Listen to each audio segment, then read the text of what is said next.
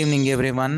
గలతీలకు రాసిన పత్రిక మొదటి అధ్యాయం 18వ వచనం నుంచి చివరి వరకు 24వ వచనం వరకు చదువుకుందాం. అటు పైన 3 సంవత్సరాలు అయిన తర్వాత కేఫాను పరిచయం చేసుకున్న వాళ్ళని యెరూషలేమునకు వచ్చి అతనితో కూడా 15 దినములుంటిని.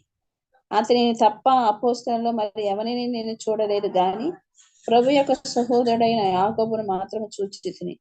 నేను మీకు రాయిచున్న ఈ సంగతుల విషయమై ఇదిగో దేవుని ఎదుట నేను అబద్ధం ఆడుటలేదు. పిమ్మట సిరియా కిలికియా ప్రాంతంలోనికి వచ్చి తిని క్రీస్తునందున్న యూదయ సంఘముల వారికి నా ముఖ పరిచయం లేకుండాను గాని మునుపు మనలను హింస పెట్టిన వాడు తాను పూర్వమందు పాడు చేయుచు వచ్చిన మతము ప్రకటించుచున్నాడను సంగతి మాత్రమే విని వారు నన్ను బట్టి దేవుని మహిమపరిచిరి. థ్యాంక్ యూ సో మచ్ అంటే ప్రార్థన చేసుకుందాం. ప్రేమ కలిగిన మా పరలోకపు తండ్రి, మీ ఘనమైన అతి పరిశుద్ధమైన నామానికి వందనాలు స్తోత్రాలు తెలియజేస్తా ఉన్నాం ప్రభువా. యొక్క సాయంత్రకాల సమయంలో మీ సన్నిధికి చేరి మిమ్మల్ని స్తుతించి మిమ్మల్ని ఆరాధించి కనపరచడానికి, అలాగే ఈ సమయంలో ప్రభువా మీ వాక్యాన్ని ధ్యానించడానికి దయచేసిన మరొక గొప్ప అవకాశాన్ని బట్టి, తరుణాన్ని బట్టి మీకు వందనాలు ప్రభు. మమ్మల్ని అందరినీ బట్టి మిమ్మల్ని స్తుతిస్తూ ఆరాధిస్తూ ఉన్నాం. మీ చిత్తంలో ఉంటున్న వారు జాయిన్ అవ్వడానికి కృప చూపించమని ప్రాధాయపడతా ఉన్నాం. అలాగే మీరేమంటున్నారో దాన్ని బట్టి మీకు వందనాలు స్తోత్రాలు ప్రభు. మీ గొప్పతనాన్ని బట్టి, ఔన్నత్యాన్ని బట్టి, మహాపరిశుద్ధతను బట్టి, మీ ప్రేమ వాత్సల్యతలను బట్టి మిమ్మల్ని స్తుతిస్తూ ఆరాధిస్తూ కనపరుస్తూ ఉన్నాం. మీ విశ్వాస్యతను బట్టి మీకు వందనాలు. మీ భద్రత, మీ కాపుదలను మా జీవితాల్లో ప్రభు మేము అనుభవించడానికి, చూడడానికి చూపుతున్న కృపను బట్టి మీకు వందనాలు. ఈ సమయంలో ప్రభు మీ వాక్యం ద్వారా ప్రభు మమ్మల్ని దర్శిస్తూ ఆదరిస్తూ ప్రభు నాయన నడిపిస్తున్నందుకు, పోషిస్తున్నందుకు ప్రభు నాయన మా ఆత్మీయ అవసరతలను తీరుస్తూ బలపరుస్తున్నందుకు మీకు ఘనత, మహిమ, ప్రభావాలు ఆరోపిస్తూ ఉన్నాం ప్రభు నాయన. ఈ సమయంలో మాతో మాట్లాడమని, విని గ్రహించి లోబడ్డానికి కృప చూపించమని, అంధకార శక్తిని లయపరచమని యేసు ప్రభు వారైతే పరిశుద్ధమైన నామంలో ప్రార్థన అడిగి పెట్టుకుంటున్నాం తండ్రి, ఆమెన్. అమెరికా దేశంలో కొంతమంది మిషనరీస్ వాళ్ళు దేవుని సేవ చేయడానికని ఈ నరమాంస భక్షకులు ఉండే ప్రాంతానికి వెళ్ళి అక్కడ వాళ్ళకి సువార్త చెప్పాలన్నది దేవుడు వాళ్ళకు ఉంచినటువంటి భారం ఆ మిషనరీస్. అయితే వాళ్ళు చాలాసార్లు అక్కడికి వెళ్ళి వాళ్ళ అంటే ముందు నుంచి వాళ్ళు ప్రార్థన చేసుకుంటూ స్లోగా వాళ్ళతో పరిచయం పెంచుకోవాలని అప్పుడప్పుడు వెళ్తూ వస్తూ అలాగా వాళ్ళతో పరిచయం పెంచుకొని వాళ్ళు అంటే వాళ్ళకి వీళ్ళెవరు మన శత్రువులు, లేకపోతే మనల్ని ఏదైనా చేయడానికి వచ్చారన్న అనుమానం వస్తే వాళ్ళు వెంటనే చంపేస్తారు. వాళ్ళు మనుషుల్ని కూడా తినేస్తారనమాట. అటువంటి వాళ్ళు క్యానిబల్స్ అంటారు, నరమాంస భక్షకులు. అయితే వాళ్ళకి సువార్త ప్రకటించాలన్నది దేవుడు వీళ్ళకి ఇచ్చినటువంటి భారం. అయితే మొత్తానికి అక్కడికి వెళ్ళారు, వాళ్ళతో పరిచయం పెంచుకొని సో వీళ్ళు అక్కడ దేవుని సువార్త అక్కడ ఉండడం ప్రారంభించారు, వాళ్ళతో కలిసి ఉండడం ప్రారంభించి అలాగా స్లోగా వాళ్ళతో పరిచయం పెట్టుకొని వీళ్ళు ప్రార్థన చేస్తూ, వాక్యం చెప్తూ, పాటలు పాడుతూ అలాగా చేస్తూ ఉంటే స్లోగా ఒకళ్ళు అట్లా జాయిన్ అయ్యి చివరికి ఒక సంఘం అయిపోయింది. అక్కడ పెద్ద సంఘమే అయిపోయింది. ఇదంతా వీళ్ళు చేసిన పరిచర్య అంతా వాళ్ళు తర్వాత ఒక పెద్ద ఒక మూవీ లాగా, ఒక డాక్యుమెంటరీ లాగా తీసి చాలా దగ్గర చూపించేవాళ్ళు. మనం ఇప్పుడు కూడా చూడవచ్చు అది. అయితే వాళ్ళు చూపిస్తున్న వాళ్ళకి ఇది యేసు ప్రభు అని పరిచయం చేస్తూ ఉంటున్నప్పుడు వాళ్ళకు ఒక ఐడియా వచ్చిందంటే ఏంటంటే దేవుడిచ్చిన తలంపు ఏంటంటే వీళ్ళకి యేసు ప్రభు వారి జీవిత చరిత్ర మొత్తం సినిమా చూపిస్తే వీళ్ళకి కొంచెం అర్థం అవుతుంది కదా. ఎందుకంటే వాళ్ళ భాష ఇంకా వీళ్ళకి సరిగ్గా అర్థం కావట్లేదు. వాళ్ళకి కొద్దిగా ఏదో చెప్పడానికి ప్రయత్నం చేస్తూ ఉన్నారు. అయితే వాళ్ళని తెచ్చి ఈ సినిమా చూపించారు వాళ్ళకి. జీసస్ అనే ఫిల్మ్ని వాళ్ళకి చూపిస్తే వాళ్ళు చూస్తూ ఉన్నారు. యేసు ప్రభు వారు చేస్తున్న అద్భుత కార్యాలన్నీ చూస్తున్నప్పుడు చప్పట్లు కొడుతున్నారు. ఆ తర్వాత యేసు ప్రభు వారు చేసిన పనులు, సో అవన్నీ వేరే వాళ్ళకి సాయం చేయడం కానీ, స్వస్థతలు చేయడం కానీ ఇవన్నీ చూస్తూ ఉన్నారు. అయితే చివరికి యేసు ప్రభు వారు చనిపోయేటప్పుడు చూస్తే అందరూ ఏడుస్తూ ఉన్నారు. దాని చనిపోయే కన్నా ముందు ఈ ఇస్కరియోతు గెత్సెమనే తోటలో ప్రార్థన చేసుకున్న తర్వాత ఇస్కరియోతు యోధ వచ్చి యేసు ప్రభువాన్ని అప్పగించేస్తాడు. అయి అప్పటి వరకు యేసు ప్రభువారితో ఉన్న ఇస్కరియోతు యూదా 3.5 సంవత్సరాలు ఆయనతో ఉన్న ఆయన్నే యేసు ప్రభువారిని అప్పగించేయడం అన్న సీనొచ్చింది. వచ్చినప్పుడు అది చూస్తా ఉన్నప్పుడు యేసు ప్రభువారిని ఇలాగ ముద్దు పెట్టి అప్పగించగానే అందరూ చూసి చప్పట్లు వీళ్ళకి అర్థం కావట్లేదు. ఏంటి ఈళ్ళు అక్కడ చాలా బాధపడాలి గదా! అప్పటి వరకు మనతో పాటు ఉన్నాయనే ఆయనతో పాటు ఉన్నాయన ఆయన్ని మోసం చేశాడని బాధపడాలి కదా! వీళ్ళేంటి చప్పట్లు కొడుతున్నారని వీళ్ళకి అర్థం కాలేదు. అయితే సినిమా అంతా అయిపోయింది. యేసు ప్రభువారు శ్రమలు అనుభవిస్తున్నప్పుడు ఏడ్చారు. ఇంకా చివరికి యేసు ప్రభువారు తిరిగి లేచినప్పుడు చాలా సంతోషంగా ఉన్నారంతా. అయితే అంతా అయిపోయిన తర్వాత వీళ్ళకి ఇది అర్థం కాలేదు. ఎందుకు వీళ్ళు అక్కడ చప్పట్లు కొట్టారని అర్థం కాకపోతే అయితే కొంచెం కొద్ది భాష తెలిసిన ఒకాయన మిషనరీస్‌లో ఒకాయన ఇంకొక అతన్ని పరిచయం చేసుకొని ఉన్నాడు. అయితే ఆయన్ని అడిగాడంట ఎందుకు చప్పట్లు కొట్టారు అని. ఆ గుంపు మొత్తానికి లీడర్ యాక్చువల్‌గా ఆయన. ఆయన్నడిగితే ఆయనేమన్నాడంటే, మేము యాక్చువల్‌గా ఎవరైనా వాళ్ళని బాగా నమ్మించి మంచి వాళ్ళలాగా చేసి వాళ్ళని మోసం చేస్తే వాళ్ళు మా తెగలోని చాలా గొప్పవాళ్ళ కింద లెక్క. ఎందుకంటే నమ్మించి నిజంగా ఎంత చాకచక్యంగా మోసం చేశాడన్నది మాకు ఇష్టము. అందుకని మేము అలా చప్పట్లు కొట్టామని చెప్పాడు. ఓహ్! అంటే ఏంటంటే వాళ్ళేం జేస్తారంటే ఆ గ్రూపు వాళ్ళు శత్రువులుంటారు. వాళ్ళకి కూడా కొండల మధ్య వాటిలో ఉంటున్నప్పుడు గుంపులుగా ఉన్నప్పుడు ఒక గుంపుకి ఇంకొక గుంపుకి పడకపోతే, ఒక తెగకి ఇంకొక తెగకి పడకపోతే వాళ్ళని ఎవరినైనా స్నేహం చేసుకొని వాళ్ళతో ఫ్రెండ్‌షిప్ చేసి ఎవరైనా తీసుకొచ్చి వాళ్ళని గాని చంపేస్తే వాళ్ళు గొప్ప కింద లీడర్ కింద వాళ్ళకి లెక్కనమాట. అందుకని ఇస్కరియోతు యూదా చేసిన పని వాళ్ళకి నచ్చింది. అయ్యో! అసలు మనం తెచ్చి సినిమా చూపించిందే యేసు ప్రభువారి జీవితాన్ని లేకపోతే ఆయన్ని అర్థం చేసుకుంటారని కదా! వీళ్ళేంటి రివర్స్ అర్థం చేసుకున్నారు. వేరేగా అర్థం చేసుకున్నారని వీళ్ళనుకున్నారు. అంటే వీళ్ళకి తర్వాత అర్థమైందేంటంటే మనుషులు అంటే వాళ్ళు ఎవరు బ్యాక్‌గ్రౌండ్ అంటే ఎవరి పరిస్థితులు ఎట్లా ఉన్నాయి? ఎలాంటి పరిస్థితుల మధ్య మనిషి ఎటువంటి పరిస్థితుల మధ్య పెరిగాడన్నది చాలా ప్రభావం చూపిస్తది మనుషుల్లో. మన ఫ్యామిలీ బ్యాక్‌గ్రౌండు, లేకపోతే మన చిన్నప్పటి నుంచి మనం ఎలాగ పెరిగాము, ఎటువంటి మాటలు వింటూ పెరిగాం, ఎటువంటి భాష మాట్లాడుతూ పెరిగాం, ఎటువంటి ఆలోచన ఎటువంటి సమస్యొచ్చినా ఏ విధంగా మన తల్లిదండ్రులు ఆలోచించి సాల్వ్ చేసేవాళ్ళో మనం కూడా అటువంటి ఆలోచనలే మనకి వస్తాయి. సో, ఇలాగా ఇది మ వ ప్ర ఆ బ్యాక్‌గ్రౌండ్ అర్థం చేసుకొని సువార్త ప్రకటించడం అన్నది చాలా ప్రాముఖ్యమని మిషనరీస్ ఆ రోజు అర్థం చేసుకున్నారు. ఇక్కడ మనం చూస్తున్నప్పుడు పౌలు భక్తుడు వాళ్ళకి చెప్తున్నాడు. ముందేమో మనుషుల్ని నేను సంతోషపెట్టట్లేదని చెప్పాడు. ఆ తర్వాత ఆయన జీవితాన్నే చూపించాడు. సువార్త అన్నది నా జీవితాన్ని మార్చేసింది చూడండి అని మనం గడిచిన వారం నేర్చుకున్నాం. ఆయన సువార్త అన్నది పౌలు భక్తుని యొక్క జీవితం మార్చేసింది. అప్పటి వరకు ఎవరైతే క్రైస్తవులు అన్నారో వాళ్ళని శ్రమ పెట్టేవాడు. ఇంకా చంపేయడానికి వాళ్ళని ఇంక సంపూర్ణంగా సమూలంగా నిర్మూలించాలి క్రైస్తవులు అనేవాళ్ళే ఉండకూడదసలని. అంత నిర్ణయం తీసుకొని దమస్కు వెళ్తున్నప్పుడు అప్పుడు దేవుని సువార్త వినడం, దేవుని గురించి దేవుడు ఆయన్ని ఎన్‌కౌంటర్ చేసి అదంతా తెలుసుకున్న తర్వాత ఎప్పుడైతే యేసు ప్రభువారు ఈ దేవుని కుమారుడు అని అర్థమైందో, సువార్త ఆయనకి అర్థమైందో, ఆయన జీవితం మారిపోయింది. అంటే అర్థం ఏంటి? గాస్పెల్ అన్నది, సువార్త అన్నది ఆయన జీవితాన్ని మార్చేసింది కదా! సో, అది మనం గడిచిన వారం నేర్చుకున్నాం. అయితే ఈ వారం మనం నేర్చుకోబోయే మాటలేంటంటే, సువార్త మనుషుల ద్వారా వచ్చింది కాదు. మనుషుల ఆలోచనల నుంచి వచ్చింది కాదు. మనుషుల ఆలోచన నుంచి వచ్చిందయితే అది నిజమైన సువార్త అవ్వదు. అంటే కరప్ట్ అయిపోతది. ఎందుకు? మనిషి ఆలోచనలే సరిగ్గుండవు.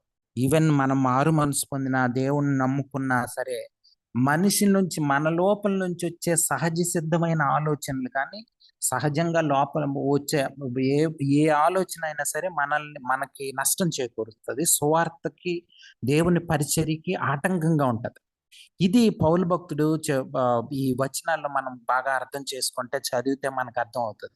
అంటే మనిషి ఇన్ఫ్లుయెన్స్ కానీ, మనిషి ఆలోచన కానీ ఎక్కడా సువార్త మీద పడకూడదు అని చెప్తున్నాడు. ఎ అని ఎలా చెప్తున్నాడంటే, చూడండి మీరు ఆలోచించుకోండి. నేను మీ దగ్గర ఉన్నప్పుడు నా జీవితం మారిపోవడం గానీ, లేకపోతే మీకు చెప్పిన మాటలు గానీ, ఇవన్నీ నేనెక్కడో నేర్చుకోలేదు. ఎవరో మనుషులొచ్చి నాకేమి చెప్పలేదు. అపోస్తలులు గానీ, లేకపోతే ఎవరో వేరే వాళ్ళొచ్చి గానీ, నాకు ఇది క్రైస్తవ జీవితం, ఇది నేర్చుకో అని వేరే వాళ్ళు చెప్పలే.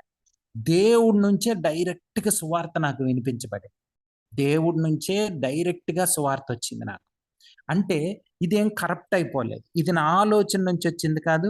ఎవరో పోనీ మీరు అపోస్తలులు వాళ్ళు చెప్పారంటే వాళ్ళ ఆలోచన నుంచి వచ్చింది కాదు. ఎవరి ఆలోచన నుంచి వచ్చింది కాదు సువార్త అన్నది. అందుకనే ఈ సువార్తకి లోబడి ఉండాలి. కట్టుబడి ఉండాలి. సువార్త అన్నది క్రైస్తవ జీవితంలో చాలా ప్రాముఖ్యమైనది. అది ఈ తప్పుడు బోధలు చేసేవాళ్ళు సువార్త మీదే వాళ్ళ అటాక్ జరుగుతది. సైతాన్ ఎప్పుడు కూడా సువార్తని కరప్ట్ చేసేయాలని చూస్తాడు. యెహోవా సాక్షులు గాని, ముస్లిమ్స్ గాని, యూదులు గాని వీళ్ళంతా చేసేదేంటి? మేము తండ్రిని నమ్ముతాం గాని యేసుప్రభు వారిని నమ్మరం అంటారు. యేసుప్రభు వారు దేవుడు కాదంటారు. యేసుప్రభు వారు దేవుడు కాదు అన్న క్షణంలో ఆ టైం అలా అంటే యేసు ప్రభు వారి మీద అటాక్ జరిగింది అంటే ఇంకా దేవుని దగ్గరికి వెళ్ళే మార్గమే పోయినట్లు అర్థం. దేవుని దగ్గరికి మనం వెళ్ళే మార్గమే పోయింది. ఇంకా అంటే మనం దేవుని దగ్గరికి వెళ్ళకుండా చేసేస్తుంది. అంత భయంకరమైంది. మనకి చాలా సింపుల్‌గా అనిపించొచ్చు. సువార్త అని వీళ్ళు వేరే సువార్త వైపు తిరిగిపోయారు. గలతీ సంఘాలు అని మామూలుగా మాట్లాడుకోవచ్చు. కానీ అది చాలా నిజంగా గాని దాన్ని అవగాహన చేసుకొని అయ్యో! ఇంత దేవుని పౌలు భక్తుని చేత ఆయన ప్రసంగాలు విన్న వాళ్ళే దేవునికి దూరం అయిపోతా ఉన్నారా? అన్నది గాని మనకు అర్థమైతే. మనకి ఈ రోజుల్లో కూడా చూస్తే పాత రోజుల నుంచి సువార్త మీద అటాక్ జరుగుతానే ఉంది. ఇప్పుడైతే ఈ రోజుల్లో మనం చూస్తే నిజమైన సువార్తను ప్రకటించే వాళ్ళు గాని, నిజమైన సువార్తకు లోబడుతున్న విశ్వాసులు గాని చాలా తక్కువ మంది కనిపిస్తారు మనకి.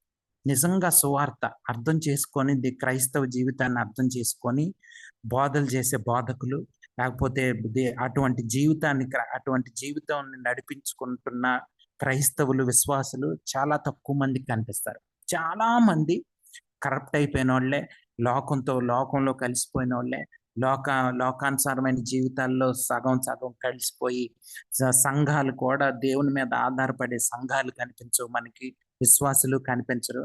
అందుకనే కుటుంబాలు, సంఘాలు ఇవన్నీ దేవునికి దూరం అయిపోతా ఉన్నాయి. అది గాని నిజంగా మనకు అర్థమయ్యి మన జీవితాలు మనమేదో మార్చేయాలని కాదు గాని మనం మన జీవితాన్ని మార్చుకోగలిగితే వేరే వాళ్ళ సంగతి, కుటుంబంలో వేరే వాళ్ళ సంగతి తర్వాత సంగతి. మనమే పరిశీలించుకొని నేను ఇటువంటి జీవితం నాకు కావాలి అని మనం వ్యక్తిగతంగా ఎవరికి వాళ్ళే నిర్ణయం తీసుకోవాలి. ఎవరైనా క్రైస్తవులతో మాట్లాడామనుకోండి, చాలా సార్లు క్రైస్తవులు ఇద్దరు మాట్లాడుకున్నారనుకోండి, అయ్యో క్రైస్తవులు సరిగ్గా లేరు, లేకపోతే క్రైస్తవ్యం సరిగ్గా లేదు ఈ రోజుల్లో, ఏంటంటే ఇంత భయంకరమైన దినాలు అలాగ అనుకొని మాట్లాడుతూ ఉంటాం.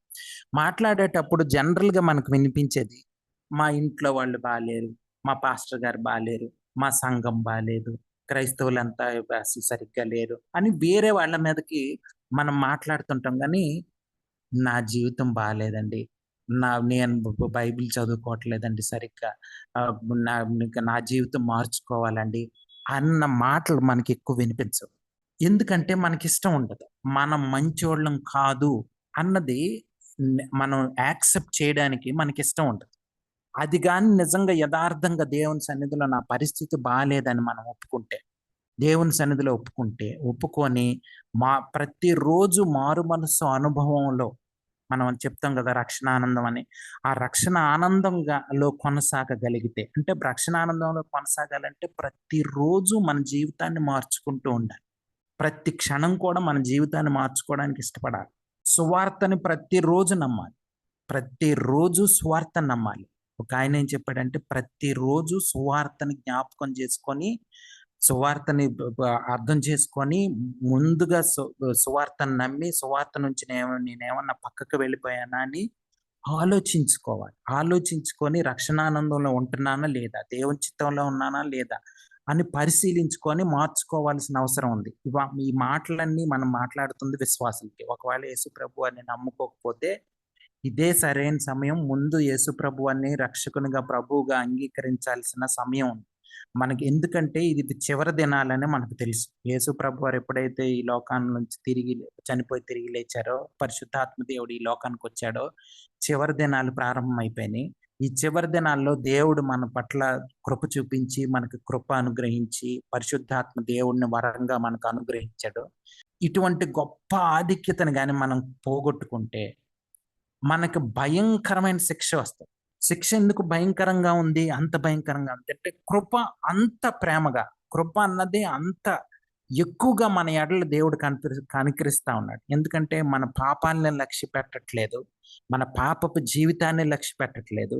ఎవరైతే యేసుప్రభు వారి మీద ఆధారపడి జీవించాలని తీర్మానించుకొని జీవిస్తా ఉన్నారో, వాళ్ళని యేసుప్రభు వారి దృష్టిలో నుంచే తండ్రి చూస్తాడు. తండ్రి మన జీవితాల్ని, మన పాప జీవితాల్ని ఇక మీదట చూడకుండా యేసుప్రభు వారి ద్వారా, యేసుప్రభు వారిని బట్టి మనల్ని చూస్తా ఉన్నాడు కాబట్టి, అంత గొప్ప ఆధిక్యత మనకిచ్చాడు కాబట్టి, శిక్ష కూడా అంత భయంకరంగా ఉంది. సో, కాబట్టి మనం యేసుప్రభు వారి జీవితాన్ని కృపను నాకు కావాలి అనుకోవాలి. మనం ఇంతకు ముందు కూడా మాట్లాడుకున్నాం. కృప అన్నది చాలా ప్రాముఖ్యమైందని. చాలా సార్లు ఊరకనే మనం ఏదో బైక్ కొనుక్కోనో, కారు కొనుక్కోనో, ఇల్లు కొనుక్కోనో, ఏదన్నా చేసినప్పుడు ఇంట్లో అందరూ వచ్చి, "అబ్బా! ఇది బాగుందండి, మీకు కారు భలేగా ఉందండి, ఇల్లు భలేగా ఉందండి" అంటే, అంత దేవుని కృప అండి అని ఊరకనే అనేస్తాం. కానీ చాలా సార్లు మనం కృప మీదే ఆధారపడి ఉండం. కానీ కృపనేస్తా ఉంటాం. అంటే ఈజీగా మనకు తెలియకుండానే మనల్ని మనం మోసం చేసుకునే బుద్ధి మనలో ఉంటది. అంటే మనల్ని మనమే నమ్మకూడదు ఫస్ట్ ఆఫ్ ఆల్. నేను మీకు ఇంతకు ముందు కూడా చెప్పుంటాను ఇల్లస్ట్రేషన్. ఒకాయన మాల్కమ్ మార్గ్రిడ్జ్ అని ఒకాయన ఉన్నారు జర్నలిస్ట్. ఆయన ఆయన బ్రిటిష్ ఆయన. ఇండియాలో ఆయన ప్రాజెక్ట్ పని మీద న్యూస్ పేపర్స్‌కి వాటికి పనిచేయడానికి జర్నలిస్ట్‌గా భారతదేశంలో పనిచేసేవాడు. ఆయన యేసుప్రభు వారిని నమ్ముకున్న బిలీవర్. క్రిస్టియన్ లిటరేచర్ కూడా రాసాడు. పుస్తకాలు కూడా రాసాడు. అయితే ఆయన ఒకరోజు హోటల్‌లో ఉండి ఆయన హోటల్‌కి దగ్గరలో ఒక చెరువు ఉంటే అక్కడికెళ్ళి స్నానం చేద్దాము, స్విమ్మింగ్ చేద్దాము అని చెప్పి రిలాక్స్ అవుదాం అని చెప్పి విశ్రాంతిగా అక్కడ స్నానం చేయడానికి అక్కడికెళ్దాం అని చెప్పి ఆలోచన వచ్చి అక్కడికెళ్ళాడు. వెళ్తే అక్కడ ఇలా నీటిలో అట్లా దిగుతా ఉంటే అదే చెరువులో కొంచెం దూరంలో అది కొంచెం పెద్దగా ఉంది. ఒక రివర్ లాగా ఉంది. నది లాంటి పాయ అది. ఆ కొంచెం దూరంలో ఒక స్త్రీ ఒకామె స్నానం చేస్తా అక్కడ కనిపించింది. ఆమె కూడా స్నానం చేయడానికి వచ్చింది. ఆమె కూడా అక్కడ ఉంది. ఉంటే ఈయనకి వెంటనే లోపల శోధన ప్రారంభమైంది. ఆమె ఒంటరిగా ఉంది. నేనొక్కడినే ఉన్నాను. చుట్టుపక్కల ఎవ్వరు లేరు. ఏం చేశాడు? ఆమెను ఏం చేసినా ఆమె ఎవరితో చెప్పలేదు అని చెప్పి, ఎవరు ఇక్కడికి రారు, మేమిద్దరే ఉన్నాం అని చెప్పి స్విమ్ చేసుకుంటూ, ఈత కొట్టుకుంటూ అక్కడికి వెళ్ళిపోయాడు.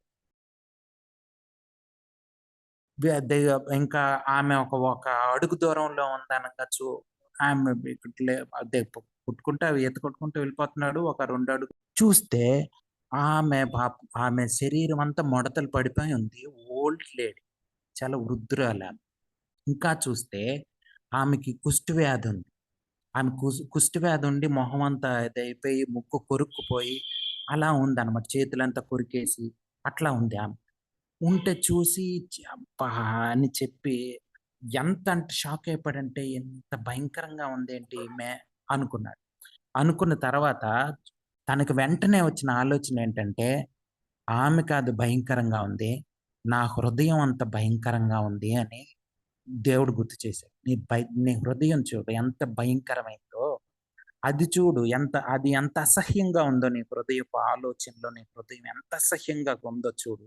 ఆమె లేదు అసహ్యంగా, నువ్వు అసహ్యంగా, నీ హృదయం అసహ్యంగా ఉంది అని చెప్పి దేవుడు గుర్తు చేయగానే ఆయనకి ఆ రోజు ఈ విషయం ఆయన పుస్తకంలో రాశాడు. సో, మనం అర్థం చేసుకోవాల్సింది ఏంటంటే, మనిషి హృదయమే, మనిషి ఆలోచనలే బాలేవు. అవి పరిచర్యలో గాని, సువార్త వైపు గాని, సువార్త మీద గాని అటువంటి మనిషి ఆలోచనలకు గాని వస్తే అది కరప్ట్ అయిపోతుంది. అది దేవునికి అది ఏమాత్రం ఉపయోగపడవు. మనం మామూలుగా దేవుని వాక్యం చెప్పినా, ఏదైనా చెప్పినా, బైబిల్ స్టడీ చెప్పినా, వాక్యం చెప్పినా, ఏం చెప్పినా పరిశుద్ధాత్మ దేవుని మీద ఆధారపడకుండా మన ఆలోచనల మీద ఆధారపడిపోయి మనం చెప్పామంటే అది సరిగ్గా ఏం పనిచేయదు.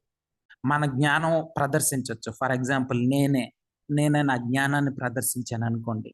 హ్మ్. ఒకళ్ళ జ్ఞానాన్ని అంటే పొగిడే లేకపోతే మనకి ఆయన జ్ఞానవంతుడు అని అర్థమైందనుకోండి. అంటే ఈ లోకానుసారమైన లేకపోతే అతను పుస్తకాలు చదివి సంపాదించుకున్న జ్ఞానవంతుడు అని అర్థమైపోయిందనుకోండి. మనం ఏం చేస్తామంటే, అబ్బా! ఎంత జ్ఞానవంతుడని మనలో ఉన్నటువంటి ఆ మైండ్, ఆ యొక్క మనస్సు ఆహ్, ఆహ్, ఆయనలో ఉన్న జ్ఞానాన్ని పొగుడుతుంది. జ్ఞానాన్ని అర్థం చేసుకొని అప్రిషియేట్ చేస్తాం. చూడండి, మనకి ఎవరైనా ఒక టీచర్ గాని, లెక్చరర్ గాని చాలా బాగా పాఠాలు చెప్పారనుకోండి. మనకి అబ్బా! ఈయన ఎంత బాగా చెప్తున్నాడన్న ఒక అడ్మిరేషన్ వస్తది. అంటే వాళ్ళ పట్ల ఒక అట్రాక్షన్ వస్తది. వాళ్ళ పట్ల ఒక ఇది కలుగుతదనమాట. ఈయన నా ఫేవరెట్ టీచరు అట్లా అంటాం కదా! ఇలాంటి ఒక అభిమానం కలుగుతది వాళ్ళ పట్ల మనకి. అది కాదు కావాల్సింది. క్రైస్తవ్యంలో అది పనిచేయదు. మనం అందుకే మనకి చాలా సార్లు స్పీకర్స్ లేకపోతే వీళ్ళు తిమోతికి రాసిన పత్రికలో ఉంది కదా! దురద చెవులు కలిగిన వాళ్ళు, ఆ తర్వాత వాళ్ళకి ఎవరు నచ్చితే అటువంటి వాళ్ళని తీసుకొచ్చి ప్రసంగాలు చేయించుకుంటారు అని తిమోతికి రాసిన పత్రికలో, ఆ యొక్క 2వ పత్రికలో 4వ అధ్యాయంలో మనం చూస్తే ఉంది. అటువంటి వాళ్ళొస్తారు జాగ్రత్త అని తిమోతికి ఆ యొక్క ఎఫెసీ సంఘాన్ని నడిపిస్తున్నటువంటి పాస్టర్‌గా తిమోతి ఉంటే ఆయనకి పౌలు భక్తుడు చెప్తా ఉన్నాడనమాట. సో, నువ్వు జాగ్రత్తగా ఉండాలి. ఇటువంటి ప్రజలొచ్చేస్తారు. ఇటువంటి విశ్వాసులని చెప్పి ఇటువంటి క్రైస్తవులు తయారైపోతారు అని. సో, ఆహ్, వాళ్ళేం కోరుకుంటారంటే వాళ్ళు ఇటువంటి ఇటువంటి జ్ఞానాన్ని అప్రిషియేట్ చేసే వాళ్ళకి కావాలి. అటువంటి వాళ్ళని తెప్పించుకొని మాట్లాడించుకోవాలనుకుంటారు. ఏదో కొత్త విషయాలు నేర్చుకోవాలని అటువంటి క్యూరియాసిటీ, అటువంటి ఈ తృష్ణ ఉంటది మనసులో. వాళ్ళ వ ఆహ్, వ అవి అటువంటి వాళ్ళొస్తారు. వాళ్ళతో పాటు జాగ్రత్త. నువ్వు మట్టుకు మారిపోవద్దు అది చెప్తాడు. వాళ్ళు మారిపోతారు. కానీ నువ్వు మట్టుకు మారొద్దు. నువ్వు జాగ్రత్తగా నీ సువార్త నువ్వేదైతే సువార్త విన్నావో, ఆ సువార్తని రాత్రనక, పగలనక నువ్వు ప్రకటించాల్సిన బాధ్యత నీ మీదుంది. సువార్త కరప్ట్ అయిపోతూ, లేకపోతే ప్రజలు దేవునికి దూరం అయిపోతూ కనిపిస్తారు నీ నీ యొక్క కాలంలోనే. కానీ నువ్వు మట్టుకు వాళ్ళని చూసి ఇదైపోయి నువ్వు కూడా మారిపోయే అవకాశం ఉంది కాబట్టి మారిపోవద్దని పౌలు భక్తుడు చెప్తా ఉంటాడు. మనకు తెలుసు ఆ వాక్యాలన్నీ. అయితే ఇది మనిషి యొక్క స్వభావం. ఇది ఏమాత్రం మన సొంత ఆలోచన గాని, మెసేజెస్‌లో గాని, సువార్త ప్రకటించేటప్పుడు గాని వచ్చిందంటే కరప్ట్ అయిపోద్ది. అందుకే పౌలు భక్తుడు ఏం చెప్తున్నాడంటే, నేనే మళ్ళీ వచ్చి చెప్పిన వేరే మాటలు నేను ముందు మీకు చెప్పిన మాటలు కాకుండా నేనే వచ్చి మళ్ళీ వేరే మాటలు చెప్పాననుకోండి సువార్త అప్పుడు అని నమ్మొద్దు. దేవదూతలు వచ్చి చెప్పినా నమ్మొద్దు. ఎందుకంటే ఇది దేవుడు నాకు డైరెక్ట్‌గా దేవుడి నుంచి వచ్చిన మాటలు అని చెప్తా ఉన్నాడు. ఇక్కడ చూడండి దానికే అని చెప్పడానికి డిఫెండ్ చేసుకోవడానికి ఆ మాటలన్నీ నేను చెప్పింది సత్యం అని చెప్పడానికి ఆయన ఈ మాటలన్నీ చెప్తున్నాడు. ఎందుకంటే వాళ్ళు దేవుని నుంచి దూరం అయిపోతుంటే ఆయనకిష్టం లేదు. పరిశుద్ధాత్మ దేవుడు ఆయన హృదయంలో భారం పెట్టాడు. అది మనం గడిచిన వారాలుగా మనం గమనిస్తా ఉన్నాం. చూడండి 18వ వచనం చదువుతున్నాను. అటు పైని 3 సంవత్సరములైన తర్వాత కేఫాను పరిచయం చేసుకొనవలెనని యెరూషలేమునకు వచ్చి అతనితో కూడా 15 దినములుంటిమి. చూడండి, పౌలు భక్తుడు యెరూషలేముకి మొట్టమొదటగా ఆ యొక్క యెరూషలేముకి వచ్చినప్పుడు కేఫాన్ అంటే పేతురుని కలుసుకోవడానికి ముందు ఎన్ని సంవత్సరాలయిందండి? ఎన్ని సంవత్సరాల తర్వాత పేతురుని కలిసాడని ఉంది ఇక్కడ? 3 సంవత్సరాలు. అంటే ఏంటి? 3 సంవత్సరాల వరకు వీళ్ళని కలవలేదు. అంటే ఏంటి? 3 సంవత్సరాలు ఈయన చేసిన పరిచర్య గాని, ఈయన నేర్చుకున్నవు కానీ 3 సంవత్సరాల వరకు ఈయన అరేబియా దేశంలో గడిపినప్పుడు కొంతమందికి సువార్త ప్రకటించడం గాని, లేకపోతే ఈయన నేర్చుకోవడం గాని, ఈయన యేసు ప్రభు వారి సన్నిధిలో కూర్చొని అధ్యయనం చేసుకొని క్రైస్తవ జీవితం అంటే ఏంటని నేర్చుకోవడం అన్నది అపోస్తలుల ప్రెజెన్స్‌లో జరగలేదు. అపోస్తలుల యొక్క ప్రభావం ఈయన సువార్త మీద లేదు. అంటే మనిషి ప్రభావం. ఈవెన్ అపోస్తలులను కూడా కలవలేదని చెప్తున్నాను. ఏ మనిషి ప్రభావం కూడా దీని మీద లేదు. ఇది యేసు ప్రభువారు డైరెక్ట్‌గా ఆయనతో మాట్లాడడం వల్ల, ఆయనకిచ్చిన తలంపుల వల్ల, పరిశుద్ధాత్మ దేవుని యొక్క ప్రభావం వల్లనే ఆయనకి సువార్త అర్థమైంది. ఆయన దేవుని సన్నిధిలో ఈ 3 సంవత్సరాలు నేర్చుకున్నాడు. మనం చూసి చాలా మంది భక్తులు అర్థం చేసుకున్నది ఏంటంటే, శిష్యులు యేసు ప్రభువారితో కలిసి ఎన్ని సంవత్సరాలు ఉన్నారండి?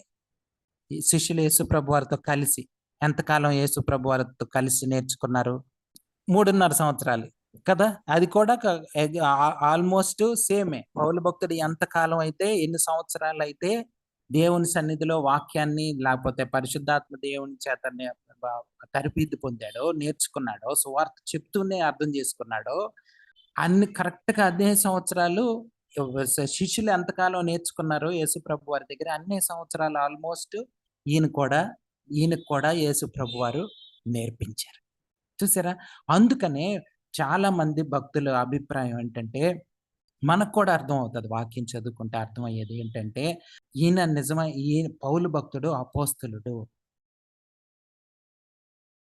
ఎందుకంటే అపోస్తలుల్లో 11 మంది అయిపోయారు. 12 మంది శిష్యులుంటే ఇస్కరియోతు యోధ అప్పగించేసి దేవునికి సైతానికి వైపు వెళ్ళిపోయాడు. పాపం తన జీవితాన్ని పాడు చేసుకొని, ఉరేసుకొని చనిపోవాల్సిన అవసరం వచ్చింది. అంత భయంకరంగా సైతాన్ని ఆయన్ని చంపేసింది. మనం అర్థం చేసుకోవాలంటే సైతానికి ఇదైపోయాడు. ఆయన జీవితం పాడైపోయి ఆయన జీవితమే మరణానికి, నిత్య నరకానికి అయిపోయింది. అప్పజెప్పేసుకున్నట్లు అయిపోయింది జీవితం. సో, ఆయన తర్వాత శిష్యులు ఆయన్ని రీప్లేస్ చేయాలని మత్తయి అనే ఒక ఆయన్ని ఆయన చీట్లు వేసి ఆయన్ని 12వ శిష్యుడిగా ఎన్నుకున్నారు. కానీ అది దేవుని చేత అప్రూవ్ చేయబడింది కాదు అని మనకు అర్థమవుతది. ఆ ప్లేస్‌లో పౌలు భక్తుడిని యేసు ప్రభువారు ఎన్నుకున్నట్లు మనకు తెలుస్తది. 12 మంది శిష్యుల్లో పౌలు భక్తుడు ఉన్నాడన్నది మనకు అర్థమవుతది. అంటే ఈ దేవుడు అట్లా చేర్చుకున్నాడు. ఆయన పట్ల ప్రణాళిక కలిగి ఉన్నాడు. అందరికన్నా ఎక్కువగా సువార్త ప్రకటించగలిగినంత అంతగా వాడుకున్నాడు. అన్యులు మారేటట్లు ఆయన్ని దేవుడు వాడుకున్నాడు.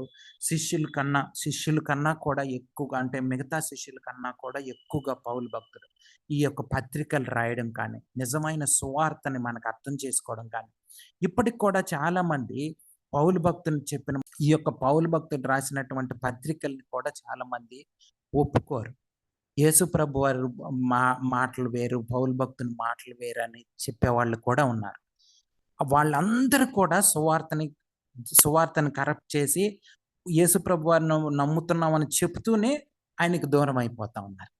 చూసారా? సైతాను ఎంత ట్రిక్కీగా, ఎంత చాకచక్యంగా యేసు ప్రభు వారి నుంచి ప్రజల్ని దూరం చేసేయాలి చూస్తున్నాడు. చూసారా? ఎంత చాకచక్యంగా యేసు ప్రభు వారి నుంచి ప్రజల్ని, విశ్వాసుల్ని, ముఖ్యంగా క్రైస్తవుల్ని దూరం చేసేయాలి. అందుకనే మనం ఈ రోజుల్లో చూస్తే నిజమైన సువార్తే చాలా మందికి తెలియదు. నిజమైన సువార్తే తెలీదు.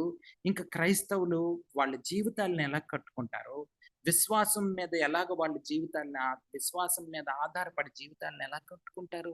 ఏం కట్టుకోరు. చర్చికెళ్తా ఉంటారు, కానుకలేస్తా ఉంటారు, ప్రార్థన చేస్తా ఉంటారు. కానీ నిజమైన క్రైస్తవ జీవితం అర్థం అవ్వకుండానే అనేక మంది జీవితాలు అంతమైపోయాయి. కాబట్టి మనం ఈ సాయంత్రం సమయంలో దేవుడు చెప్పే మాటలు మనం అర్థం చేసుకోవాలి. సువార్త అనేది చాలా ప్రాముఖ్యం. అంటే నేను పదే సువార్త అన్న పదం వాడుతున్నాను.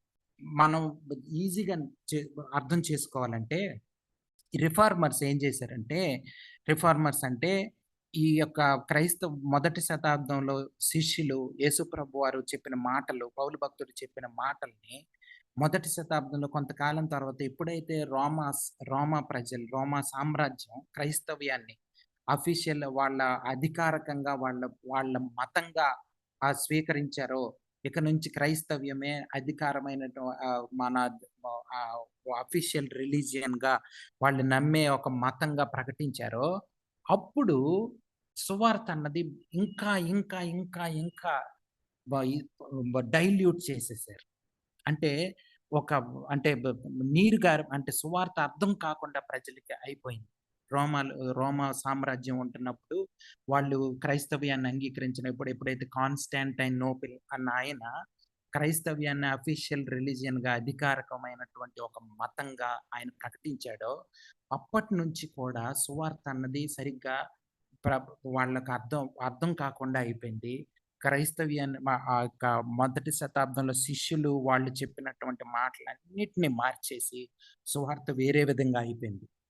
అయితే మనకు తెలుసు మార్టిన్ లూథరు వీళ్ళంతా కూడా వాళ్ళు ఈ రోమీయులకు వ్రాసిన పత్రిక, ఈ గలతీయులకు వ్రాసిన పత్రిక, పౌలు భక్తుడు రాసినటువంటి మాటలు, పరిశుద్ధాత్మ దేవుడు ఆయన పౌలు భక్తుని ద్వారా రాసినటువంటి మాటలను అర్థం చేసుకొని, వాళ్ళు ఈ ఈ యొక్క సువార్తనంతటిని ఒక 5 పాయింట్స్‌లో ఒక 5 మాటలుగా ఒక 5 ఆహ్, పాయింట్స్ లాగా చెప్పారన్నమాట. అయితే అవి చాలా ప్రాముఖ్యమైనవి. అవి ఏంటంటే మీకు ఊరకనే అట్లా చదువుతాను చూడండి. ఇవి వాళ్ళు అప్పుడు లాటిన్ భాష ఉండేది అఫీషియల్‌గా లాటిన్ భాష మాట్లాడేవారు. అధికారికంగా ఆ భాషలో ఉండేది. రోమా గవర్నమెంట్ అన్నది వాళ్ళ మాటలు, వాళ్ళ లిటరేచర్ అంతా కూడా. అందుకని అవి వాళ్ళు రాసినటువంటివి ఏంటంటే సోలా స్క్రిప్చురా అని. అంటే అర్థం ఏంటంటే వాక్యం మాత్రమే. నిజమైన సువార్త లేకపోతే నిజమైనటువంటి దేవుని మాటలు క్రైస్తవ్యం అర్థం చేసుకోవాలంటే వాక్యం మాత్రమే మనకి మనం నమ్మాలి. వాక్యాన్ని మాత్రమే నమ్మాలి. స్క్రిప్చర్ ఎలోన్ అని అర్థం. సోలా స్క్రిప్చురా అన్న లాటిన్ పదానికి అర్థం ఏంటంటే స్క్రిప్చర్ ఎలోన్ అని అర్థం. వాక్యం మాత్రమే మనల్ని తీసుకెళ్తదని. ఇంకొకటి ఏంటంటే క్రీస్తు మాత్రమే. వాక్యం మాత్రమే. వాక్యానికి కాకుండా వ్యతిరేకంగా సువార్త ఉంటది. వాక్యంలో ఇలాగుంది కానండి, దేవుడు నాతో ఇట్లా మాట్లాడాడంటే అది కరెక్ట్ కాదు. వాక్యంలో ఇలాగుంది గాని రాత్రి నాకు దర్శనం వచ్చింది, దేవుడు ఇలా మాట్లాడాడంటే అది అట్లాంటివి నమ్మకూడదు. ఇది అది చెప్తా ఉన్నాడు. ఆ తర్వాత యేసు ప్రభువు మాత్రమే యేసు ప్రభు మాత్రమే మార్గం, సత్యం, జీవం. క్రైస్ట్ ఎలోన్ అన్నది సోలస్ క్రిస్టస్ అన్నది లాటిన్ పదం. క్రైస్ట్ ఎలోన్ అన్నది ఈ 5 పాయింట్లు ఈ పాయింట్స్ చాలా ప్రాముఖ్యమైనవి. ఇందు నుంచి ఇది సువార్త అంటే. సువార్త అంటే ఇందులోనే నిక్షిప్తమై ఉంది. ఇది మనం అర్థం చేసుకోవాలి. ఆ తర్వాత విశ్వాసం మాత్రమే. నేను ఒకసారి రోమీయులకు రాసిన పత్రిక బైబిల్ స్టడీ మీకు చెప్పేటప్పుడు విశ్వాసమా క్రియలా అని మిమ్మల్ని అడిగాను. అడిగితే చివరికి కొంచెం ఆలోచించి మీరేం చెప్పారంటే విశ్వాసము ఇంకా క్రియలు 2 ఉండాలని చెప్పారు. కానీ అది కాదు. అంటే మనకు తెలియక, మనకు అర్థం కాక అట్లా అనుకుంటాం. నిజం ఏంటంటే ఫెయిత్ ఎలోన్ అంటే విశ్వాసం మాత్రమే యేసు ప్రభువారిని లేకపోతే క్రైస్తవ జీవితం అనేది విశ్వాసం మీద మాత్రమే ఆధారపడి ఉంది. రక్షణ విశ్వాసం మాత్రమే వస్తది. రక్షణ యేసు ప్రభువారి ద్వారా మాత్రమే వస్తది. రక్షణ వాక్యానుసారంగానే ఉంటది. వాక్యం మాత్రమే సపోర్ట్ చేస్తది. రక్షణ అనేది వాక్యం ద్వారానే లేకపోతే క్రీస్తు ద్వారానే అట్లనే వస్తది. మనకి లభ్యమవుతది. దేవుని మాటలు అలాగే మనం అర్థం చేసుకోవాలి అన్నది మనకు తెలుసుకోవాలి. విశ్వాసం మాత్రమే. క్రియలు లేకుండా విశ్వాసం ఉండదు. ఫెయిత్ ప్లస్ వర్క్స్ అన్నది రోమన్ క్యాథలిక్స్ చెప్పేది. విశ్వాసం అలాగే క్రియలు కూడా చేయాలి అన్నది. కాదు. అది తప్పుడు బోధ. అదే బోధని ఈ యూదులు ఈ యొక్క గలతీ సంఘాల్లోకి తీసుకొచ్చి మీరు సున్నతి పొందాలి. మీరు ఈ పండగలు చేయాలి. ఆచారాలు ఆచరించాలి. యూదుల్లాగా మీరు ఉండి యేసుప్రభువారిని నమ్మండి. యేసుప్రభువారిని అంగీకరించండి. యేసుప్రభువారు మెస్సయ్య అని నమ్మండి. కరెక్ట్ కాదంటలేదు. కానీ సున్నతి కూడా పొందాలి అని. కానీ అది కరెక్ట్ కాదు. సున్నతి పొందాలి అనే అర్థం ఏంటి? ఈ ఆచారాలు పాటించాలి అంటే అర్థం ఏంటి? యేసు ప్రభువారి మీద ఆధారపడాల్సిన అవసరం లేదని అర్థం దాని మీద. దాని అర్థం ఏంటంటే మనం పనుల మీద కూడా ఆధారపడాలి అంటే అర్థం ఏంటంటే యేసు ప్రభువారు ఒక్కళ్ళే సరిపోరు అని అర్థం. కాదు. యేసు ప్రభువారు ఒక్కళ్ళే సరిపోతారు. యేసు ప్రభువారు ఒక్కడే మనకి మార్గం చూపించు. యేసు ప్రభువారు సిలువలో చేసిన కార్యం సరిపోదు అని అర్థం. మనము పనుల మీద ఆధారపడుతున్నాము, ఆచారాల మీద ఆధారపడుతున్నాము, మన పితరులు మనకు చెప్పిన మాటల మీద ఆధారపడుతున్నాము అంటే అర్థం ఏంటంటే యేసుప్రభు వారి సిలువలో చేసిన కార్యం ఒకటే సరిపోదు అని మనం చెబుతున్నట్లు. మనకు తెలియకుండానే. కానీ అది సువార్త కాదు. ఆ తర్వాత మీరు చూడండి గ్రేస్ ఎలోన్ అన్నది. అంటే కృప మాత్రమే. మనకు రక్షణ ఎట్లొచ్చింది? విశ్వాసం ద్వారా, కృప ద్వారా వచ్చింది మనకి. కేవలం మనం విశ్వాసం ఉంచడం ద్వారా దేవుని కృప ద్వారా మనకు రక్షణ దొరికింది. ఇది మనం అర్థం చేసుకోవాలి. ఆ తర్వాత దాన్నేమంటారంటే లాటిన్‌లో సోలా గ్రేషియా అంటారు. Grace alone. ఆ తర్వాత సోలి డియో గ్లోరియా అంటే గ్లోరీ టు గాడ్ ఎలోన్. అంటే దేవునికి మాత్రమే మహిమ అన్నది. ఈ 5 పాయింట్స్ అన్నది సువార్తలో రక్షణ మార్గంలో మనకి తెలుస్తున్నటువంటి ఈ 5 పాయింట్స్ చాలా ప్రాముఖ్యమైనవి.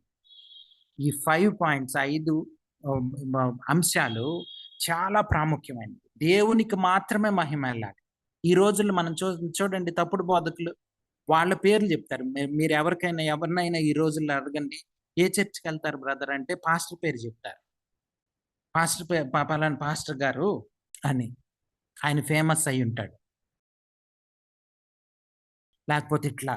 సో, యేసు ప్రభువ దేవునికి చెందాల్సిన మహిమని వీళ్ళు కటౌట్లు పెట్టుకొని, బోర్డులు పెట్టుకొని, జంక్షన్స్‌లో అక్కడ డబ్బులు వెచ్చించి చాలా లక్షలు ఖర్చు పెట్టి, పే పేదవాళ్ళ దగ్గర కూడా డబ్బులు వసూలు చేసి, పదోవంతు ఇవ్వాలని వాళ్ళ నెత్తి మీద కూర్చొని, వాళ్ళని వసూలు చేసి, వాళ్ళ దగ్గర డబ్బులు వ వ ఇలాగ లావిష్ లైఫ్ స్టైల్స్ జీవిస్తూ, అంటే విపరీతమైనటువంటి డబ్బులు ఖర్చు పెడుతూ, అటువంటి జీవితాలు జీవిస్తూ వాళ్ళు ఇలాంటి హోర్డింగ్స్ పెట్టడం, లేపోతే విపరీతమైన ఖర్చు పెట్టడం, దేవుని మీద అంటే దేవుడంటే భయం లేని ఒకళ్ళు దేవుని బోధకుడిగా చెప్పుకుంటూ, డబ్బులు సంపాదించుకుంటూ మనకు చెప్తా దేవునికి ఎక్కడ మహిమివ్వరు. వాళ్ళకే ఎవరికి వాళ్ళే గొప్ప చెప్పుకుంటా ఉంటారు. చుట్టుపక్కలందరూ ఆయన్ని పొగుడుతా ఉంటారు. సో, ఇది కరెక్ట్ కాదు. అంటే సువార్త అన్నది వాళ్ళకి అర్థం కాలేదు. అక్కడికి వెళ్తున్న వాళ్ళకి కూడా అర్థం కావట్లేదు. అందుకనే పౌలు భక్తుడు ఏం చెప్తున్నాడు, ఇవన్నీ ఆయన భారంలో నుంచి వచ్చిన మాటలు. నేను 3 సంవత్సరాల వరకు కలవలేదు అని. సో, ఈ మాటలు మనకి చాలా ప్రాముఖ్యమైనవి. ఎందుకంటే వాక్యం మాత్రమే, యేసు ప్రభువారు మాత్రమే, విశ్వాసం మాత్రమే, కృప మాత్రమే. దేవునికే మహిమ చెందాలి. ఇవి చాలా ప్రాముఖ్యమైనవి. ఇందులో నుంచి ఏ సంఘం, ఏ కుటుంబం, ఏ వ్యక్తి విశ్వాసాన్ని చెప్పుకునేవాళ్ళు, క్రైస్తవులని చెప్పుకునేవాళ్ళు, క్రైస్తవ కుటుంబాలని చెప్పుకుంటున్న వాళ్ళు, మేము క్రైస్తవ సంఘం అని చెప్పుకుంటున్న వాళ్ళు. ఇది కాకుండా వేరేది ఏది చేసినా సరే, ఇందులో నుంచి ఏది తప్పిపోయినా సరే, యేసు ప్రభువారికి కాకుండా మహిమ వేరే వాళ్ళకిస్తే, దేవుడికి కాకుండా మహిమిస్తే, యేసు ప్రభువారి మీద కాకుండా సొంత సువార్త అర్థమైనట్లు కాదు. చూడండి, అతనిని 19వ వచనం చదువుతున్నాను. అతనిని తప్ప అపోస్తలుల్లో మరి ఎవరిని నేను చూడలేదు కానీ ప్రభు యొక్క సహోదరుడైన యాకోబును మాత్రము చూచితిని. చూడండి, అక్కడ యెరూషలేములో కేవలం ఈయన ఎందుకెళ్ళాడు? చూడ్డానికి వెళ్ళాడు అంతే. పేతురుని కలవడానికి వెళ్ళాడు. అన్ని సంవత్సరాలు ఆయన దేవుని సన్నిధిలో నేర్చుకున్న తర్వాత కలిశాడు. ఆల్రెడీ సువార్తను గురించిన బాగా అవగాహన వచ్చిన తర్వాత, ఆల్రెడీ సువార్త ప్రకటిస్తున్న తర్వాత, అప్పుడు పేతురుని కలిశాడు. ఇది చెప్తున్నాడు పౌలు భక్తుడు. అప్పుడు నేను ఆ యొక్క యాకోబుని కలిశానని చెప్తున్నాడు. ఎందుకంటే వాళ్ళు యెరూషలేము సంఘంలో వాళ్ళు పెద్దలుగా ఉంటున్నారు. పేతురు సంఘానికి పెద్దగా ఉంటున్నాడు. అలాగే సంఘంలో ఇంకొక ఎల్డర్‌గా యేసు ప్రభువారి యొక్క సహోదరుడైన యాకోబు ఉంటున్నాడు. అందుకని ఆ యొక్క యెరూషలేముకెళ్ళినప్పుడు వీళ్ళిద్దరిని కలిసాడు. ఇంకెవరిని నేను కలవలేదని చెప్తున్నాను. చూడండి, నేను మీకు వ్రాయుచున్న 20వ వచనం. నేను మీకు వ్రాయుచున్న ఈ సంగతుల విషయమై ఇదిగో దేవుని ఎదుట నేను అబద్ధం ఆడట్లేదు. చూడండి, దేవుని ఎదుట నేను అబద్ధం ఆడట్లేదు అని చెప్తాను. ధైర్యంగా చెప్తాను. దేవుడే సాక్షి. ఆయన మాటల్ని దేవుడు అప్రూవ్ చేశాడని కూడా మనకు తెలుసు. దేవుని అధికారంతోని మాటలన్నీ చెప్పాడని కూడా తెలుసు. పరిశుద్ధాత్మ దేవుడు ఈ వాక్యాలన్నీ మన ముందు ఈ రోజు ఉంచాడంటే దేవుని ప్రణాళిక. అంతా పౌలు భక్తుడు చెప్తున్న మాటలన్నీ పరిశుద్ధాత్మ దేవుడు ఆయన్ని వాడుకొని ఆయన ద్వారా మన ముందుంచినటువంటి మాటలు. ఆయన ఏమాత్రం సువార్త అన్నది ఇదే ఆ యొక్క రిఫార్మర్స్ ఎవరైతే సంఘాన్ని సంస్కరించారో ఆ యొక్క మొదటి 16వ శతాబ్దంలో ఎవరైతే సంఘ సంస్కర్తలుగా ఉంటున్నారో, సంఘాన్ని సంస్కరించారో, రోమా సంఘాలు ఆ యొక్క రోమా గవర్నమెంట్ లో ఉంటున్నప్పుడు క్రైస్తవ్యాన్ని మొత్తాన్ని సువార్తని మార్చేసినప్పుడు ఆ యొక్క రిఫార్మర్స్ వాళ్ళు జాన్ బన్యన్ లాంటి వారు, జాన్ కాల్విన్ లాంటి వాళ్ళు, మార్టిన్ లోథర్ లాంటి వాళ్ళంతా వీళ్ళు రోమా అటువంటి పెద్ద వ్యవస్థ మీద తిరగబడి వాళ్ళ ఈ థీసిస్లు రాసి వాళ్ళకి ఇది సువార్త అని ఈ 5 పాయింట్లని వాళ్ళకి చెప్పి మీరు వాళ్ళందరూ నమ్ముకోమని చెప్పారు. చాలా మంది వాళ్ళ జీవితాలని త్యాగం చేశారు. చాలా మంది చనిపోయారు. వాళ్ళు చాలా మందిని చంపేశారు కూడా, వాళ్ళకి వ్యతిరేకంగా మాట్లాడుతున్నారని చెప్పి. ఇటువంటి వాళ్ళు రావాలి. ఇటువంటి మనం ఈ విధంగా తయారవ్వాలి. ఈ మాటలు వింటున్న మనం మన జీవితాలు మార్చుకొని మన సంఘాలని సంస్కరించాల్సిన అవసరం ఉంది. మన కుటుంబాలని సంస్కరించుకోవాలి. మన జీవితాలను, వ్యక్తిగత జీవితాలని సంస్కరించుకోవాలి. ముందు మన జీవితాలు మనం సంస్కరించుకుంటే వాక్యం ద్వారా మన వాక్యానుసారమైన జీవితం జీవించాలి. దేవుని మీద ఆధారపడాలి. దేవుడు ఏం చేయమంటే చేస్తానని నిర్ణయించుకోవాలి. ఇది సువార్త అని అర్థం చేసుకొని వాక్యం యొక్క ప్రభావం నా జీవితంలో ఉండాలి. యేసు ప్రభు వారి ప్రభావం నా జీవితంలో ఉండాలి. ఆయన అధికారం చలామణి అవ్వాలి. ఆ దేవుని వాక్యం యొక్క అధికారం చలామణి అవ్వాలి. విశ్వాసం మీదే ఆధారపడి నిర్ణయాలు తీసుకోవాలా, నా జీవితం నడిపించుకోవాలా, దేవునికి మాత్రమే మహిమ చెల్లించాలా, దేవుని కృప మీద మాత్రమే నేను ఆధారపడి నా నిర్ణయాలు తీసుకోవాలా, నా జీవితం ద్వారా దేవుని నామం మహింపరచబడాలా, దేవుని గణపరచబడాలా అన్న నిర్ణయాలు మనం తీసుకోవాలి. తీసుకోకపోతే మనకి క్రైస్తవ జీవితం ఏ మాత్రం అర్థం కాదు. పరిశుద్ధాత్మ దేవుడి స్వరమే వినలేం. చాలా మంది అవనస్తులు చూడండి, దేవుని వాక్యోపదేశకుల దగ్గరికి వచ్చి, వాక్యాన్ని బోధించే వాళ్ళ దగ్గరకు వచ్చి అడుగుతూ ఉంటారు, దేవుని చిత్తం ఎట్లా తెలుసుకోవాలా, మాకు అర్థం కావట్లేదు, నేను ప్రార్థన చేస్తాను కానీ నాకు తెలియట్లేదు. ఎందుకు అర్థం కావట్లేదంటే మన జీవితాలు సమర్పించట్లేదు. మన జీవితాలు దేవుని కోసం సమర్పించాలి. దేవుని నామ మహిమార్థం నేను జీవించాలి. ఆ కృప నాకు కావాలా, దేవుని కృప మీద ఆధారపడాలి. అంటే దేవుని కృప దొరకాలంటే ఏం చేయాలా? వాక్యం ఎట్లా చెప్తే, దేవుడు ఎట్లా చెప్తే అట్లా నడుచుకోవాలా. యేసుప్రభు వారు ఎలా చెప్తే అలా నడుచుకోవాలి. యేసుప్రభు వారి ఆలోచన తీరు ఎలా ఉంటే మన ఆలోచన తీరు అలాగ అయిపోవాలి. మనిషికి మనుషుల ఆలోచనలు అలా ఉండవు. ఏ క్షణాన్న మనిషి ఆలోచన మన సొంత ఆలోచన మన జీవితంలో అవలంబించినా అది దేవుని చిత్తానికి వ్యతిరేకంగా అయిపోతుంది. దేవునికి దూరంగా తీసుకెళ్ళిపోతుంది. ఏ ఒక్క ఆలోచన అయినా చాలు మనల్ని దేవుని నుంచి దూరం చేయడానికి. కాబట్టి ప్రతి ఆలోచన దేవుని దగ్గర నుంచి రావాలి. అటువంటి జీవితం నాకు కావాలి అని కోరుకోవాలి. భక్తులు ఆ విధంగా జీవించారు. శిష్యులు ఆ విధంగా జీవించారు. ఏ ఊరు వెళ్ళమంటే ఆ ఊరు వెళ్ళేవాడు. పరిశుద్ధాత్మ దేవుడు ఈ ఊరు వద్దంటే ఆ ఊరు వెళ్లకుండా ఉండేవాడు. మనకు తెలుసు, అవన్నీ బైబిల్ గ్రంథంలో ఉన్నాయి. ఎన్ని శ్రమలు వచ్చినా వాళ్ళు ప్రకటించేవాళ్ళు సువార్త. మన దేశానికే యేసు ప్రభు వారి శిష్యుడు మన దేశానికి వచ్చాడు. కేరళ సముద్ర మార్గంలో కేరళ రాష్ట్రానికి వచ్చి అక్కడి నుంచి తమిళనాడు ఆ ప్రాంతాల్లో సువార్త చేసి తమిళనాడులో ఆయన హతసాక్షిగా అయిపోయారు. ఆయన వెనక నుంచి బళ్ళంతో పొడిచి చంపేశారు. మనకు తెలుసు. ఆ మద్రాసు పట్టణంలో ఆయన ఎక్కడ చనిపోయారో ఆ ప్రాంతాలన్నీ ఉన్నాయి ఆ యొక్క పర్వతం మీద. సో మనం అర్థం చేసుకోవాల్సింది ఏంటంటే సువార్తను పట్టుకోవాలి, అర్థం చేసుకోవాలి సువార్త ఇది అని.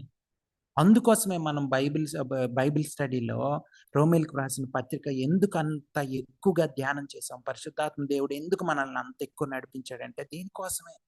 మన జీవితం మారుతుందని, మన జీవితం మార్చాలని దేవుడు, మన కుటుంబాలు సంఘాలు మార్చబడాలని. ఊరకనే మనం నిర్ణయాలు తీసేసుకోకూడదు.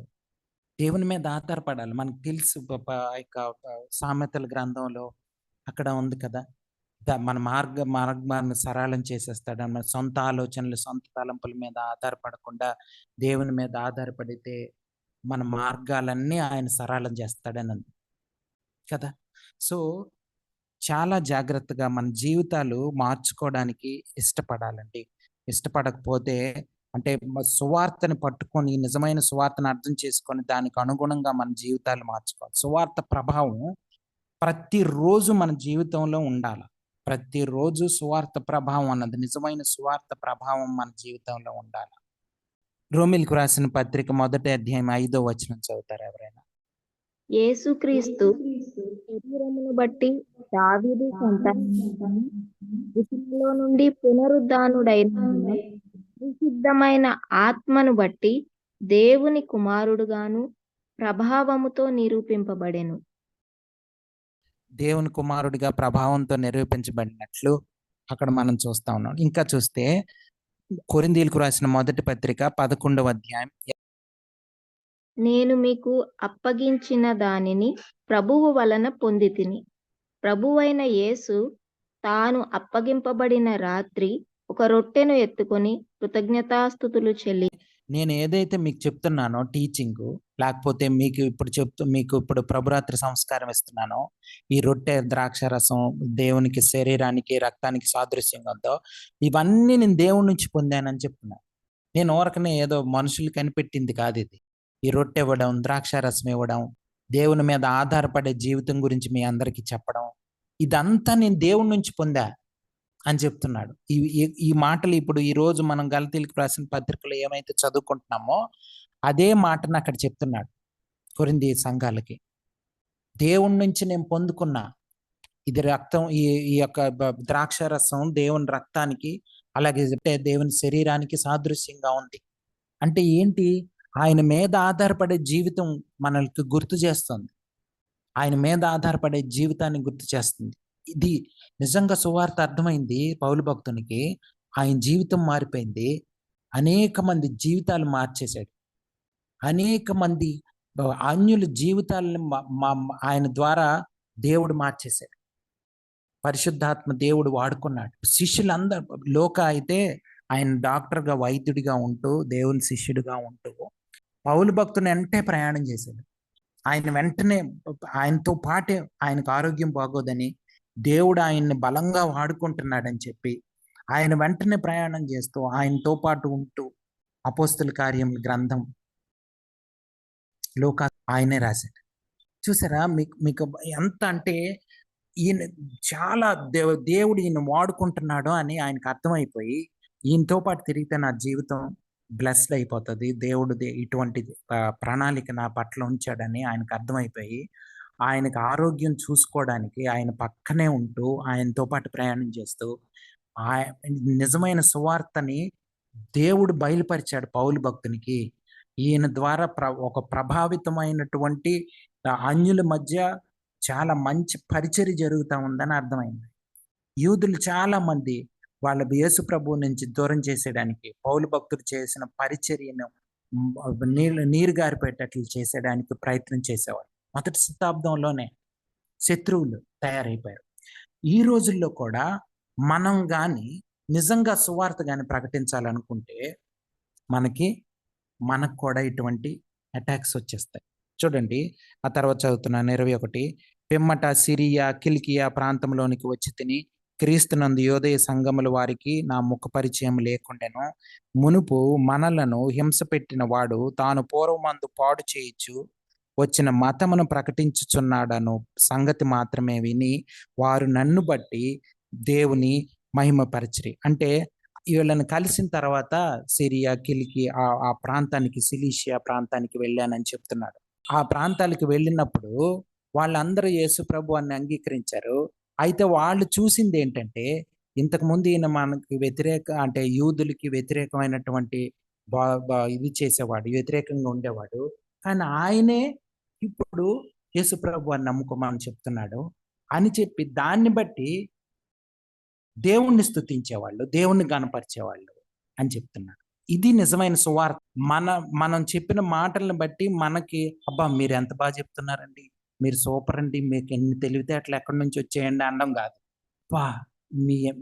గ్యారంటీగా ఈ మాటలు దేవుడే మీతో పలికిస్తున్నాడు, దేవునికి వందనాలు అని చెప్పగలగాలి. ఆ విధంగా మనం వాళ్ళకి చెప్పాలి. పౌలు భక్తుడు ఏం చెప్పేవాడంటే వాళ్ళకి, నేను నా యొక్క సొంత ఆలోచనలు, సొంత తలంపులు, నా తెలివితేటలు వాడి మీకు సువార్త ప్రకటించట్లేదు. ఇది కేవలం దేవుడు నాకు చెప్పాడు. పరిశుద్ధాత్మ దేవుడు ఏం చెప్పమంటే మీకు అదే చెప్తున్నా అని చెప్పేవాడు. అప్పుడు వాళ్ళకి అర్థమైపోయి, ఓ దేవుడు చెప్పమన్నాడు మాకు ఈ మాటలు. దేవా మీకు స్తుతులు, మీకు వందనాలు, మా పట్ల ఎంత ప్రణాళిక కలిగి ఉన్నావు. మేము ఇటువంటి గొప్ప సువార్తను మా ముందుకు తీసుకొచ్చావు. మేము మీ మీద ఆధారపడే జీవితం మాకు కావాలి అని వాళ్ళు ఆహ్వానించారు. మీకు ఏమైనా సందేహాలు, అనుమానాలు ఉంటే అడగొచ్చండి. విశ్వాసం మాత్రమే అని పాయింట్ చెప్పినప్పుడు క్రియలు యాకోబు 2 అలాగే విశ్వాసం క్రియలు అయితే మృతమైనదగును. అవును, ఇది ఇంతకు ముందు మనం ఆలోచించుకున్నాం. రోమియోలు రాసిన పత్రికలప్పుడు క్రియలు లేని విశ్వాసం మృతం అంటే అర్థం ఏంటి? విశ్వాసం అన్నది క్రియలు లేకుండా ఉండదు. క్రియలు లేకుండా ఉంటే దాన్ని డెడ్ ఫెయిత్ అంటారు. అంటే ఫెయిత్ మృతమైన విశ్వాసం అంటారు. విశ్వాసం ఒక్కటే ఉంటది, విశ్వాసం ప్లస్ క్రియలు అన్నది లేదు. విశ్వాసం అంటేనే దేవుడు ఏర్పరచిన క్రియలు అనే అర్థం. ఎఫెసీయులకు రాసిన పత్రిక 2వ అధ్యాయం 8-9 వచనాలు చదువుతారా? మీరు విశ్వాసం ద్వారా పడి ఉన్నారు. ఇది మీ వల్ల కలిగినది కాదు కానీ దేవుని వరం. అది క్రియల వల్ల కలిగినది కాదు కనుక అతిశయపడవి. అది క్రియల వల్ల కలిగినది కాదు కనుక ఎవడను అతిశయపడవీరు లేదు. 8-9 వచనాల్లో మనం చదివితే దేవుడు మన కోసం ఏర్పరచబడిన క్రియల్ని మనం చేయాలని ఉంది. 10th verse brother. మరియు వాటి దేవుడు ముందుగా సిద్ధపరిచిన సత్క్రియలు చేయుటకై మనము క్రీస్తు యేసు నుండి సృష్టింపబడిన వారం. అవును అవును, అంటే సత్క్రియలు అన్నవి దేవుడు మనకు సిద్ధపరిచి ఉంచాడు ఆల్రెడీ. మనము ఆ పనులు చేయడానికి, అంటే దేవుడు మనకి చెప్తాడు, వాక్యం చెప్పడమో, లేకపోతే పేదలకు సాయం చేయడమో, తర్జుమా చేయడమో, ఏదో ఒకటి సంఘంలో దేవుడు మనల్ని వాడుకుంటాడు. పాటలు పాడడమో, లేకపోతే ఎట్లాగో దేవుని సువార్త పరిచర్యలో దేవుని యొక్క సంఘాభివృద్ధి కోసం దేవుడు మనల్ని వాడుకుంటాడు. అది ఏ రకమైన వరమైనా అయి ఉండొచ్చు, ఆ క్రియ అయినా అయి ఉండొచ్చు. అది దేవుడు మన పట్ల ఏర్పరచుకున్నటువంటి క్రియలు. అవి మనం చేయడానికి దేవుడు మనల్ని సిద్ధపరుస్తాడు, దేవుని చేత ప్రేరేపించబడి చేస్తాం. అంతేగాని మనకు మనమే అనుకొని, ఫర్ ఎగ్జాంపుల్ నా పుట్టినరోజు, నేను పర్లాని అనాథాశ్రమానికి వెళ్ళి అక్కడ నా పుట్టినరోజు జరిపించుకుంటా, లేకపోతే అక్కడ నేను వీడియో తీసి ఆ వీడియోలన్నీ అందరికి చూపించి, నేను చూడు నేను ఎలా చేసా, లేకపోతే మా సంఘంలో అందరం కలిసి మేము ఇలాగ చేసాము, మేము ఫుడ్ పంచాము, లేకపోతే ఇలాంటి కార్యక్రమాలు చేస్తున్నాము, కరోనా టైంలో మా సంఘం అంతా వెళ్ళి చాలా మందికి సహాయం చేసాం, చూడు కావాల్సిన వీడియో, ఇలాంటివి చాలా వరకు దేవుని చేత ప్రేరేపించబడినవి కావు. తెలిసిపోతుంది మనకి ఈజీగా. ఎందుకంటే అక్కడ పేరు ఆ సంఘానికి, ఆ పాస్టర్ గారికి, ఆ మినిస్ట్రీకి వస్తూ ఉంటుంది, దేవుడికి రాదు. చూడండి ఈయన ఎంత మంచోడు, ఎంత డబ్బులు ఇస్తా ఉన్నాడు.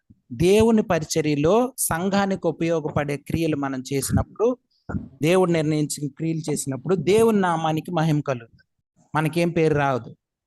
అది మనం అర్థం చేసుకోవాలి. ఇది విశ్వాస సంబంధమైన క్రియలు. అంటే ఇవి చేయడానికి అందుకనే ఫెయిత్ ఎలోన్ అని సంఘ సంస్కర్తలు వాళ్ళు ఈ 5 points లో ఒక పాయింట్ పెట్టారు, క్రియలు కాదు. రోమన్ క్యాథలిక్స్ ఏం చెప్పేవాళ్ళు అంటే, క్రియలు కూడా చేయాలి, పేదలకు సాయం చేయాలి, లేకపోతే ఇంకోటి చేయాలి, ఇంకా అవి చేయాలి, దాన ధర్మాలు చేయాలి, అవన్నీ చేస్తూ దేవుని మీద యేసు ప్రభు వారి సువార్త ప్రకటించాలి, లేకపోతే దేవుడు అంటే క్రైస్ట్ ప్లస్ వర్క్స్, అంటే ఈ క్రీస్తు ప్లస్ పనులు అని. యేసు ప్రభు వారు ఒక్కళ్ళ ద్వారానే అవుతుంది. క్రైస్ట్ ఎలోన్ అన్నది మనం అర్థం చేసుకోవాలి, ఫెయిత్ ఎలోన్ అన్నది అర్థం చేసుకోవాలి. విశ్వాసం మాత్రమే దేవుని సన్నిధికి విశ్వాసం మీద ఆధారపడే జీవితం క్రైస్తవ జీవితం, పనుల మీద ఆధారపడేది కాదు. లేకపోతే ఎవరైనా ప్రేరేపించబడిన వాళ్ళు ప్రార్థన చేస్తే ముగించుకుందాం. స్తోత్రం తండ్రి, స్తోత్రం నాయన. పరిశుద్ధుడా, జయం గల మా తండ్రి, జీవాధిపతి, పరిశుద్ధమైన నామానికి వందనాలు, స్తుతులు, స్తోత్రాలు చెల్లించుకుంటున్నాను ప్రభువా. ఇదిగో తండ్రి, సాయంత్రకాల సమయంలో ఈ రీతిగా ఈ మాటలు వినడానికి మాకు ఇచ్చిన కృపను బట్టి వందనాలు, స్తోత్రాలు చెల్లించుకుంటున్నాను తండ్రి. నాయన, మనుషుల చిత్తం మీద ఆధారపడద్దు, కేవలం కృప మీద ఆధారపడి, మీ మీద ఆధారపడి అని మరొకసారి మాట్లాడుకుంటూ వచ్చారా, అందుని బట్టి వందనాలు. ఈ వాక్యంలో నేను ఎంతో సత్యం ఉంది, జీవం ఉంది నాయన ప్రభా. నీ జీవంతో కూడిన మాటలు వినడానికి, మా హృదయంలో భద్రపరచుకోవడానికి, మాకిస్తున్న దినదిన అభివృద్ధిని బట్టి వందనాలు స్తోత్రాలు చెల్లించుకుంటున్నాను తండ్రి. నీ యొక్క దాసుని ద్వారా నాయన ప్రభా ఎన్నో ఆత్మీయమైన మాటలు మాట్లాడుచున్నాయన ప్రభా. నాయన నారుగట్టి నీరు పోసి ఫలించే ధన్యత నాకు మాకు ఇస్తున్నందుకు వందనాలు స్తోత్రాలు చెల్లించుకుంటూ ఈ రాత్రికాల సమయంలో ఇచ్చిన సమయాన్ని బట్టి వందనాలు చెల్లించుకుంటూ యేసుక్రీస్తు దివ్యనామంలో ప్రార్థించి అడిగి వేడుకుంటున్నా తండ్రి. ఆమె